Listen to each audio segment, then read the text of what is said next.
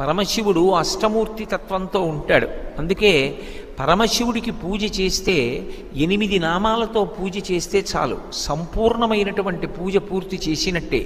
అవకాశం ఉంటే శివాష్టోత్తరం చెప్పచ్చు, శివ సహస్రం చెప్పచ్చు. అవకాశం లేనప్పుడు 8 నామములు చెప్తారు. ఓం భవాయ దేవాయ నమః, శర్వాయ దేవాయ నమః, ఈశానాయ దేవాయ నమః, పశుపతే దేవాయ నమః, రుద్రాయ దేవాయ నమః, ఉగ్రాయ దేవాయ నమః, భీమాయ దేవాయ నమః, మహతే దేవాయ నమః. అమ్మవారికి కూడా ఇక వేరు నామాలు చెప్పరు. భవస్య దేవస్య పత్నై నమః, శర్వస్య దేవస్య పత్నై నమః, ఈశానస్య దేవస్య పత్నై నమః, పశుపతే దేవస్య పత్నై నమః అని ఈ 8 నామాలకి మళ్ళీ పత్నై నమః అని కలుపుతారు. ఈ 8 నామాలతోటి తెల్లటి బియ్యాన్ని నీటితో తడిపి ఒక్కొక్క గింజ వేస్తే చాలు, శివార్చన పరిపూర్తి అయిపోయినట్టే.